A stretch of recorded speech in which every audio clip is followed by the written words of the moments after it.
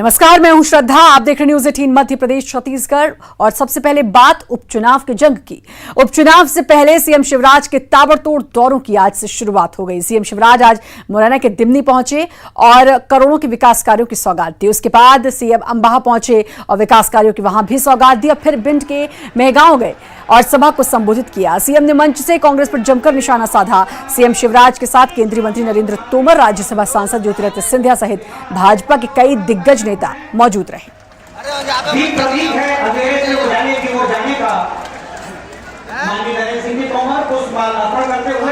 सुबह लोग कहते हैं कि खाली बोरा लाते थे, शाम को भर के सिर के ले जाते थे। कमलनाथ, तुम कमलनाथ नहीं है, बोरानाथ हो गए, बोरानाथ। अपने अलावा लोगों को कुछ नहीं देखा। हैदर सिंह जी रह गए, लेकिन नागौर वाले मंत्री बन गए। और छिंदवाड़ा में देखो क्या गजब कांग्रेस भैया, जरा विचार तो करो। कांग्रेस के अध्यक्ष कमलनाथ, मुख्यमंत्री बने तो कमलनाथ, नेता प्रतिपक्ष बने तो कमलनाथ, और युवाओं के नेता कमलनाथ। हम कहा कि कांग्रेस हो गई है ना, सब घर में धरा हुआ है। भ्रष्टाचार के सारे रिकॉर्ड तोड़। मेरे बहन और भाई को एक बात पूरा नहीं किया। आदरणीय सिंधिया जी ने आपको बताया, नौजवानों तुमसे कहा था 4,000 रुपया महीना बेरोजगारी भत्ता देगा। बोलो टाटा जी नहीं चाहता? टाटा जी नहीं तो किसी को मिला क्या? हमका कोई रोजगार तो दे दो। बोले हाँ, हमने अद्भुत रोजगार ढूंढा। हमने कहा क्या? बोले हम नौजवानों को ढोल चलाने की ट्रेनिंग देंगे, पशु चलाने की ट्रेनिंग देंगे। आपकी आशा थी, हमारी आशा थी, हम सब लोगों की आशा थी, लेकिन क्या हुआ उन 15 महीनों में? उन 15 महीनों में विकास, सम्मान और आपका हक और आपके न्याय के बदले में केवल भ्रष्टाचार और अनदेखी देखनी पड़ी इस ग्वालियर चंबल संभाग को।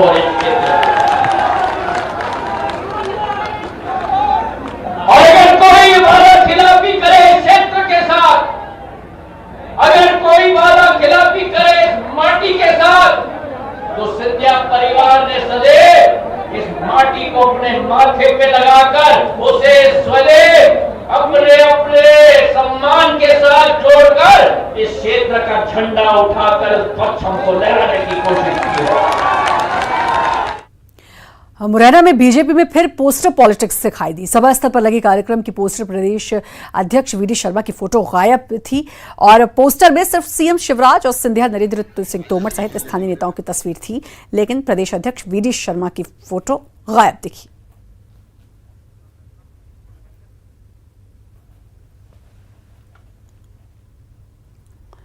श्योपुर में कांग्रेस विधायक बाबूलाल जंडेल के विरोध में बीजेपी कार्यकर्ता सड़कों पर उतरे। बीजेपी कार्यकर्ताओं ने शहर में रैली निकालकर विधायक जंडेल का विरोध किया और थाने पहुंच विधायक के खिलाफ कार्रवाई की मांग की। मंगलवार को जिला मुख्यालय पर आयोजित एनएसयूआई की बैठक में जंडेल ने बीजेपी के पूर्व विधायक दुर्गालाल विजय के खिलाफ आपत्तिजनक बयान दिया था। इसके विरोध में बीजेपी ने जंडेल के खिलाफ मोर्चा खोला है।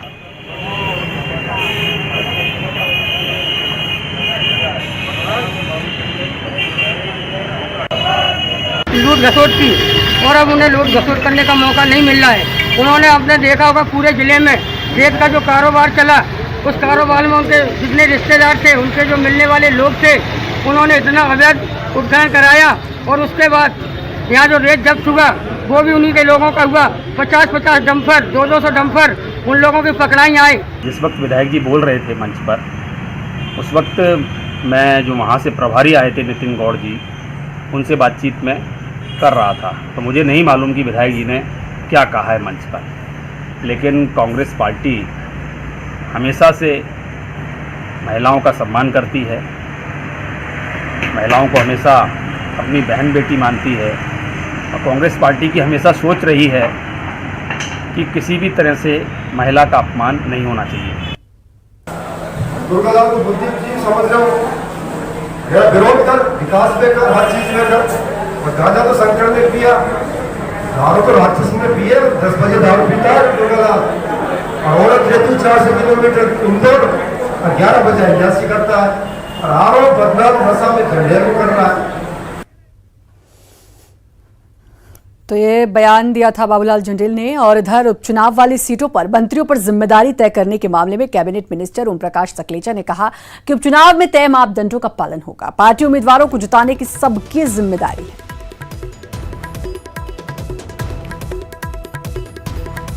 चुनाव व्यक्ति नहीं लड़ता है, उपचुनाव हमेशा पार्टी लड़ती है।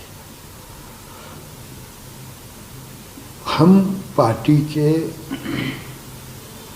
परंपरागत कार्यकर्ता हैं। पिछली पीढ़ी ने भी काम किया, हम भी करेंगे और आने वाले समय पे हमारे बाकी कार्यकर्ता भी काम करेंगे। हमारी ड्यूटी है, हमारा दायित्व है, हमें ये जिम्मेदारी दी गई है कि पार्टी को कहीं चोट ना लगे, कहीं निशान ना लगे और बड़ी आसानी से इस चुनावी दंग को व्यवस्थित तरीके से उस पर विजय पाई जाए। ये निर्देश आदेश कुछ भी मान लें, जिस पार्टी को के बलबूते पे हम यहाँ बैठे हैं, पार्टी को जिताना और जीतने के बाद हमारी शक्ति बढ़े, यही हमारी कामना है और यही हमारे को निर्देश मिला है। और वहीं इस मामले पर कांग्रेस ने तंज किया है। पीसी शर्मा ने कहा कि परफॉर्मेंस का आकलन करने का बीजेपी को कोई मौका नहीं मिलेगा। देखिए, ऐसा है कि चुनाव तो इनको हारना है, क्योंकि जिन 25 जगह चुनाव हो रहा है वहाँ पर बीजेपी के कैंडिडेट जो मंत्री रहे हैं, जो कई साल विधायक रहे, वो बैठे हुए हैं और कांग्रेस के अलग बैठे हुए हैं। तो चुनाव तो इनको हारना है, क्योंकि और ये मान के चलिए कि जो चुनाव हारेंगे तो इनका पॉलिटिकल कैरियर हमेशा के लिए समाप्त है, क्योंकि न बीजेपी में उसके बाद कोई पूछेगा ना, कांग्रेस में आएंगे तो यहाँ से भी भगा दिया जाएगा। और रहा सवाल उनकी परफॉर्मेंस का, जो मंत्री जिनको चार्ज दिया है, तो मैं समझता हूँ कि ठीक है, जब वो हारेंगे तो ये तो वैसे ही चले जाएंगे, बचे हुए सरकार कांग्रेस की आ जाएगी, तो इनकी परफॉर्मेंस क्या देखेंगे, वो कोई बचे ही नहीं परफॉर्मेंस देखेंगे। और दूसरी चीज़ ये है कि यहाँ पे भी कहा था और वहाँ भी कहा है सिंधिया जी ने और शिवराज जी की जो ठाट बाट है ये सरकार तक ही है, सरकार गई तो ठाट बाट गए। तो मतलब इनको सेवा से कोई लेना देना नहीं, विकास से कोई लेना, इनको केवल ठाट बाट से लेना देना। ऑक्सीजन सप्लाई को लेकर सीएम ने आज बैठक की। पीएम ने भरोसा दिया सीएम ने कि ऑक्सीजन को लेकर कोई संकट नहीं है, जरूरत पड़ने पर यूपी और गुजरात से ऑक्सीजन लेंगे। रिपोर्ट।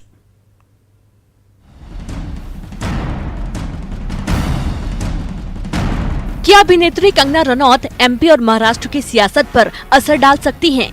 इधर बीएमसी के कंगना के दफ्तर की तोड़फोड़ की तस्वीरें आईं और उधर एमपी तक पहुंची ये खबरें भी कि महाराष्ट्र ने दूसरे राज्यों को ऑक्सीजन सप्लाई पर रोक लगाई है।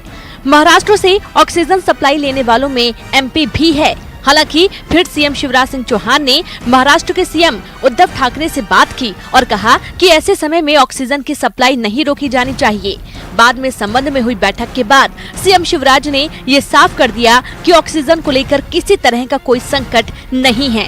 अब जरूरत पड़ने पर गुजरात और उत्तर प्रदेश से भी ऑक्सीजन लेगी सरकार और एमपी के ऑक्सीजन प्लांट की क्षमता भी बढ़ाई जाएगी। ऑक्सीजन की कमी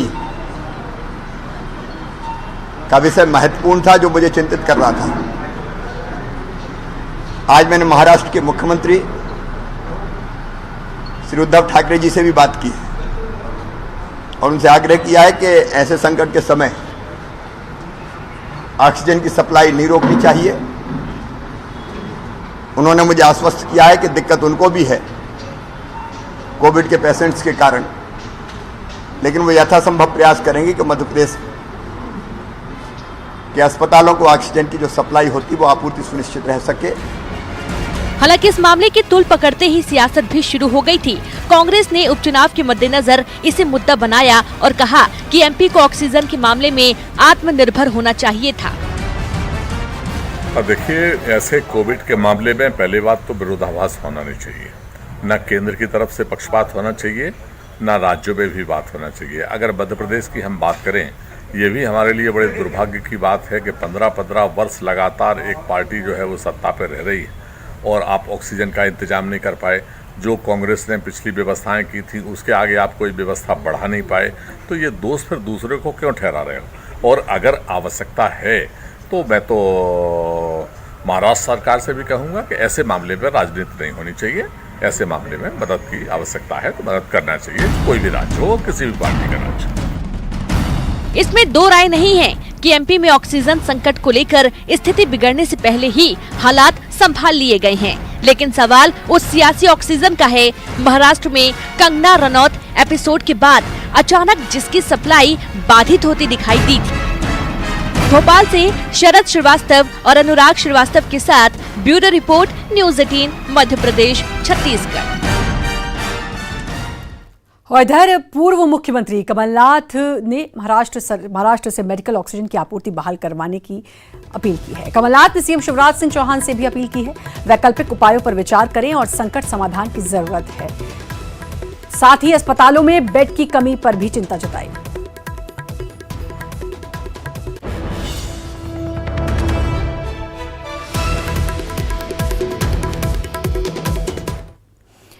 कोरोना काल में ऑक्सीजन सिलेंडर्स की कमी से जूझ रहे जबलपुर की मदद के लिए छत्तीसगढ़ आगे आया है। कलेक्टर के मुताबिक यहां भिलाई से ऑक्सीजन की सप्लाई शुरू हो चुकी है, जिसकी पहली खेप शहर में आ भी चुकी है। ऑक्सीजन की सप्लाई के लिए जिले के अधिकारी की तैनाती भी अस्थायी तौर पर भिलाई में कर दी गई है।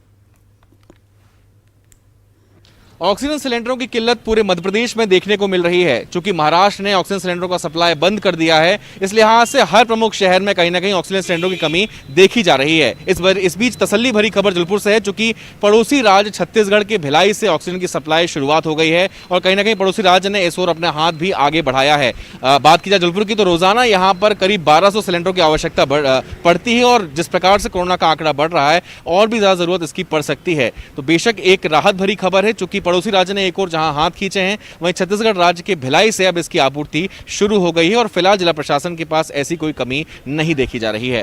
कैमरा पर्सन वीरेंद्र मिश्रा के साथ प्रतीक अवस्थी, न्यूज़ 18 जबलपुर। इधर कंगना मामले में साध्वी प्रज्ञा ठाकुर ने एंट्री मारी है। प्रज्ञा ने मुंबई कमिश्नर पर निशाना साधते हुए कहा, परमवीर सिंह किसी के साथ न्याय नहीं कर सकते। प्रज्ञा ने कहा कि परमवीर सिंह ने मेरे साथ भी न्याय नहीं किया। साथ तो मेरा शिवसेना ने भी दिया। जब मैं वहाँ 2008 में थी तो माननीय बाला साहब ठाकरे जी ने जिस प्रकार से मेरा साथ दिया, कोई नहीं दिया था। परंतु आज शिवसेना कांग्रेस के साथ है और ये कांग्रेस का ही प्रभाव है कि ये उन्हें करने पर शायद विवश होना पड़ रहा है, क्योंकि मुझे मालूम है परमवीर सिंह ने जिस प्रकार से मेरे साथ अन्याय किया है, वो किसी के साथ भी न्याय तो नहीं कर सकता वो व्यक्ति। मैंने खुल के टीवी में, इंटरव्यू में, सब में बोला था। और वो परमवीर सिंह के बारे में जो भी किसी ने अगर आरोप लगाए हैं तो वो आरोप नहीं है, वो सत्य है। वक्त एक छोटे से ब्रेक का है, जल्द हाजिर। ब्रेक के बाद एक बार फिर से आपका स्वागत है और बड़ी खबर भोपाल से। दिल्ली में राज्य पुलिस सेवा से आईपीएस की डीपीसी हुई। राज्य पुलिस सेवा में 1995 बैच के 8 अफसर बनेंगे आईपीएस। यशपाल राजपूत, धर्मवीर सिंह, अरविंद तिवारी, प्रियंका मिश्रा, वीरेंद्र कुमार मिश्रा, प्रमोद कुमार सिन्हा, विजय भागवानी, राजीव कुमार मिश्रा होंगे पदोन्नत। अनिल मिश्रा और देवेंद्र सरोलिया का प्रमोशन अटका। तो डीपीएस हुए हैं आईपीएस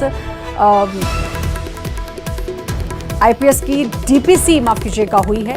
और राज्य पुलिस सेवा के 1995 बैच के 8 अफसर हैं जो अब आईपीएस बनेंगे। और यशपाल राजपूत हैं, इसमें धर्मवीर सिंह है, अरविंद तिवारी हैं, प्रियंका मिश्रा, वीरेंद्र कुमार मिश्रा, प्रमोद कुमार सिन्हा, विजय भागवानी और राजीव कुमार मिश्रा होंगे। 2 हैं जिनका पदोन्नति जिनकी रुकी है और उसमें है अनिल मिश्रा और देवेंद्र सरोलिया।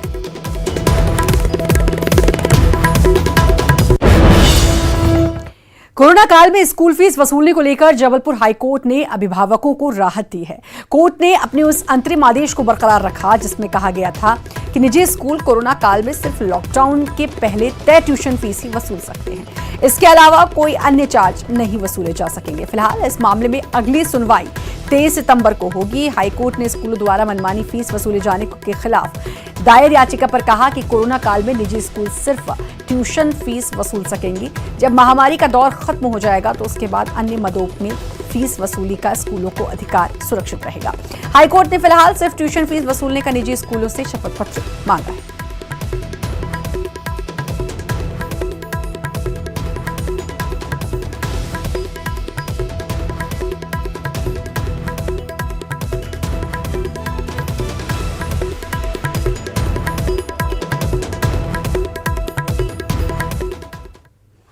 और कोरोना के क्या हालात हैं मध्य प्रदेश में वो बता देते हैं। बेकाबू है कोरोना, 81,000 के पार यह आंकड़ा पहुंच चुका है और रोजाना बढ़ता हुआ आंकड़ा। 24 घंटों की अगर मैं बात करूं तो 2,187 नए पॉजिटिव मरीज मिले हैं। रोजाना यह आंकड़ा बढ़ रहा है। कल तक 1,700, 1,800 और अब यह आंकड़ा पहुंच गया है 2,000 के पार। 2,187 कल 24 घंटे में पॉजिटिव मरीज मिले हैं।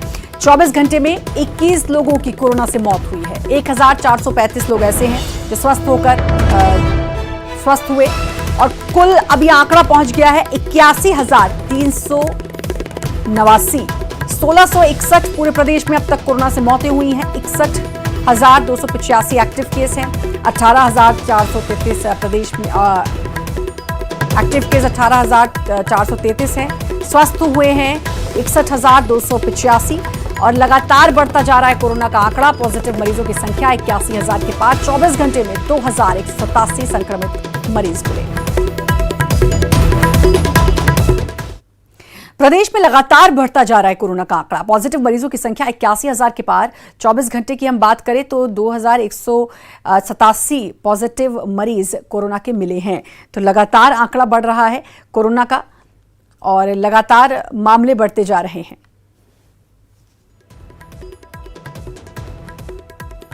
ये कर रहा है क्योंकि अभी आप देख रहे हैं कि कोरोना के मरीज़ जितने ज़्यादा बढ़ रहे हैं। हमीदिया अस्पताल के सारे बेड फुल हो चुके हैं, चाहे आईसीयू हो, चाहे जनरल वार्ड हो या हमारे एसडीयू हो।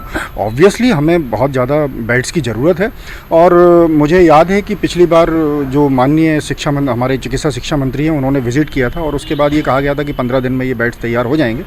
बड़े अचरज की बात है कि अभी 2 महीने बीत चुके हैं और अभी तक ये बिल्डिंग तैयार नहीं हुई है।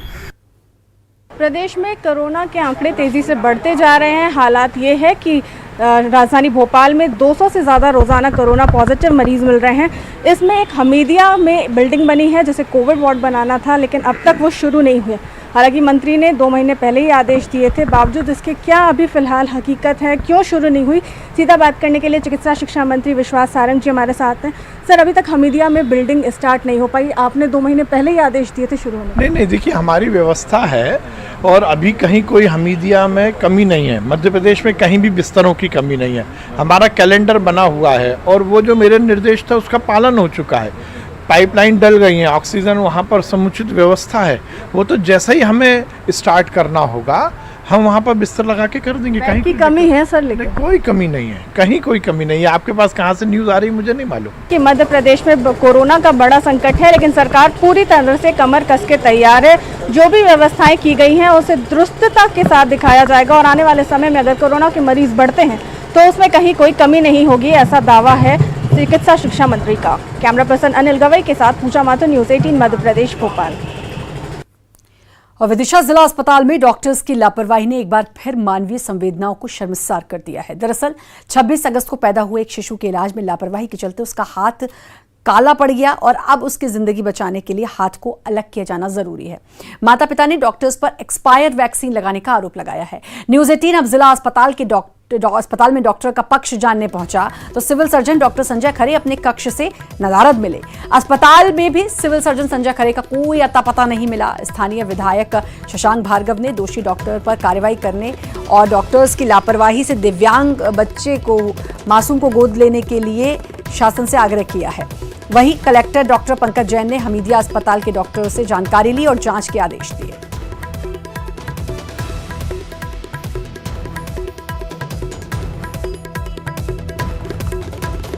जिला अस्पताल के प्रशासन की लापरवाही है। मैंने तुरंत पीएस महोदय को इस मामले में पत्र लिखकर उनके संज्ञान में लाया और विदिशा कलेक्टर ने भी इसको संज्ञान में लिया है। भोपाल में उस बच्चे का इलाज के लिए प्रबंध किए गए हैं, लेकिन मेरी ये मांग है कि जिला अस्पताल के लोगों की लापरवाही की वजह से अगर उस बच्चे का भविष्य खराब हो गया तो सरकार को उसे गोद लेना चाहिए। हटाने की जरूरत पड़े, क्योंकि एरिया डेड हो चुका है तो उसके हाथ के बचने के चांसेस कम हैं। पर इसमें परिजनों का जो भी कल शिकायत थी उस पर जांच के आदेश दिए हैं। जांच के बाद ही कुछ कहा जा सकेगा। बड़वानी में आकाशीय बिजली का कहर देखने को मिला है। आकाशीय बिजली गिरने से 4 लोगों की मौत हो गई, 3 लोग घायल हो गए। खेत में लोग जो काम कर रहे थे, सभी लोग खेत में काम कर रहे थे। बारिश होने पर खेत में बने मकान में छिपे। मृतकों में 3 महिलाएं, 1 मासूम, 2 नाबालिग सहित 1 शख्स इसमें घायल हुआ है। घायलों को सेंधवा अस्पताल रेफर किया गया। अवरला थाना क्षेत्र की ये पूरी घटना है। आकाशीय बिजली गिरी, एक जगह पर जाके छिपने की कोशिश भी की, लेकिन 4 लोगों की मौत हो गई, जिसमें 3 महिलाएं, 1 मासूम शामिल और उसके अलावा 3 लोग इसमें घायल हुए हैं। मौसम विभाग ने 12 जिलों के लिए 24 घंटे के लिए येलो अलर्ट जारी किया है। भोपाल, होशंगाबाद, जबलपुर संभाग के लिए यह अलर्ट जारी किया गया। बड़वानी, अलीराजपुर, बुरहानपुर, खंडवा, खरगोन, रतलाम, उज्जैन, देवास, रीवा, सतना, सागर और दमोह जिले के लिए अलर्ट जारी किया गया।